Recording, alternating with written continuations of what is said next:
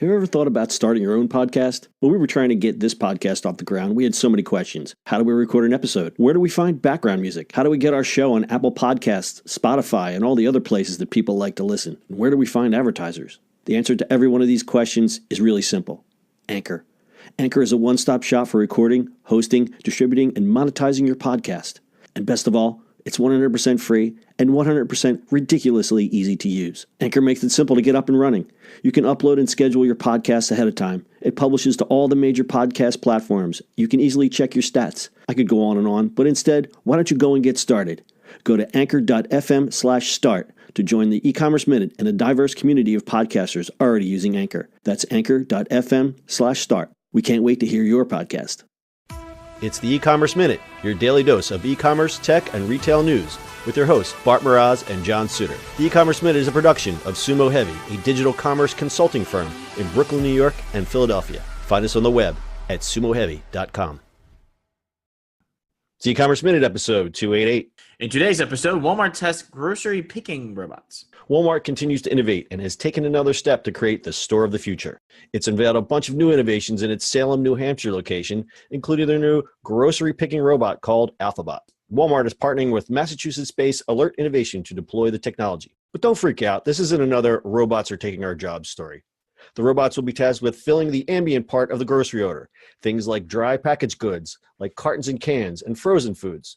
The associate, which has been trained as sort of a personal shopper, can then focus on selecting the customer's fresh items, like meat and produce, selecting the best items based on the customer's instruction.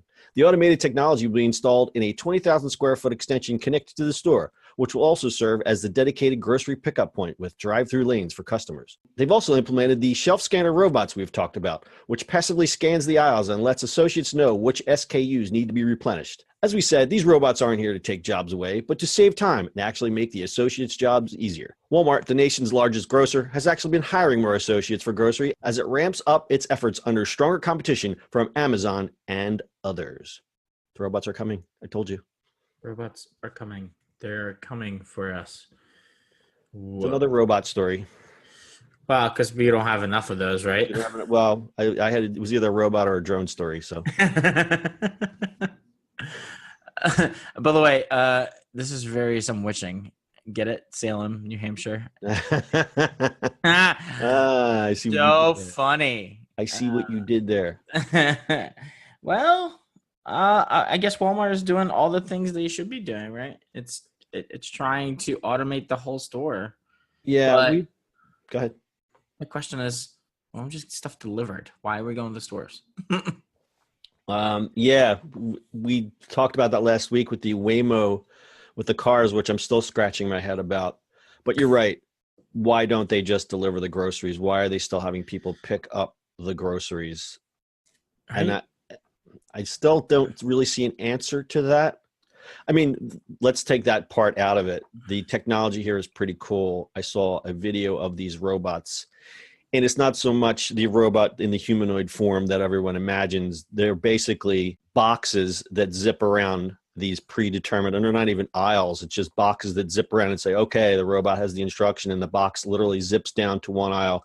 A carton falls into the box, and it zips to its next destination. I actually saw one of these at Shop Talk. They had it on the floor, and these things zip around really fast. And it's basically, imagine a grid, and the robot is just following an instruction to go on the grid. It gets to the end of the path, and then the associate takes the box. It's basically one of those like boxes you see in Amazon. In the Amazon, no, they're like a plastic box with a hinge lid. Yeah, that you see at the post office or whatever. You just take it off, and then that's the grocery order. And then I don't know if they put it in bags or how it actually gets to the customer, but it's done like that. And then basically what it's doing, it's saving an associate from walking the whole store with a cart. Instead, the associate is just going, okay, I need to get this meat order, and I need to get the celery, and I need to get the fresh avocados, and that's it. Right. So like it's kind of modeled after the Amazon warehouse, right? Correct. Because the robots in the Amazon warehouse kind of do that. Correct. And I like the fact that the associates deal with the perishables and the meats. I don't know. I mean, I'd rather go pick my own produce and meats because I'm weird like that. Yeah. I mean, it takes something to used to, right? So I was like you. I do like to because I cook. I like doing that. I like going to pick up my stuff, but Eventually, you get used to it, where it's like it's delivered, there it is, and you kind of have to trust it a little bit. Yeah, I guess you kind of once you get soft to the idea of not having to go to the grocery store. So what's been your rate of let's just say satisfaction? Pretty good, actually. Believe it or not. 75%? I mean, does it outweigh the I'd rather pick this avocado out myself? Yeah, so something like avocado, right? You can kind of judge it. Something like Fresh Direct, they're going to be under ripened on purpose, right? So you get them and it takes a day to ripen. So they're usually under ripened. Like same thing with bananas, they're going to be a little under ripened, so that you don't get a ripened. So you don't get a ripe banana ready to eat that day. They know that okay, we're going to send this unripened because who knows what's going to happen by the time it leaves their hands and gets to you.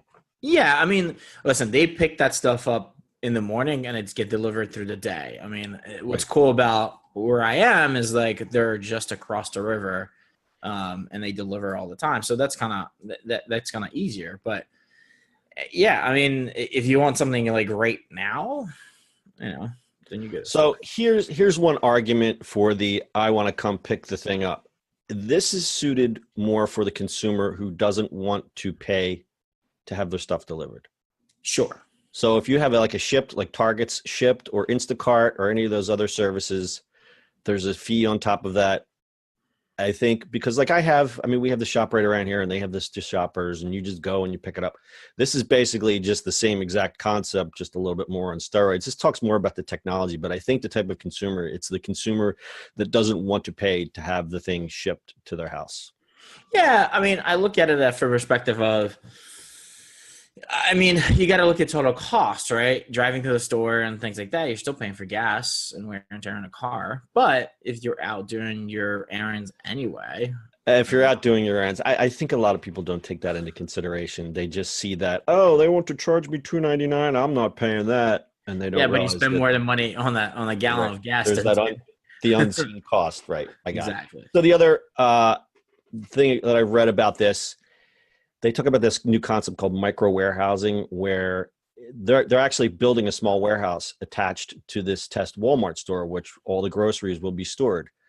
So basically, that increases their efficiencies. It gets the product churned faster, so you don't have this giant warehouse full of food. You have this smaller warehouse, and the stuff is just moving through. Yep. And again, it's all about efficiency. I think that's what they're aiming towards. Walmart has been, as we reported, investing a lot in technology and other e-commerce firms. And I think they're really trying to play that catch-up game, as we said. We look at things like now they've got 2 robots in the store. Remember we talked about Project Kepler? Do you remember what that is? This is a quiz. Yeah. No. That's their Amazon Go type store. Oh yeah. Project Kepler. And that's in their secret, their secret incubator. I forget what it's called now. Gotcha. Yep. So it's all about efficiency, and the robots are called Alphabot. There's a cute little video on our website, ecommerceminute.co. Do you have anything else, Bart? I do not, sir.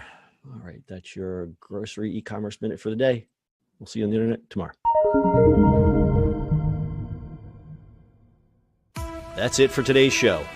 If you like the show, do us a favor and subscribe or leave us a review on iTunes. And don't forget, you can now listen to the e-commerce minute on your Amazon device. Just add e-commerce minute to your flash briefing.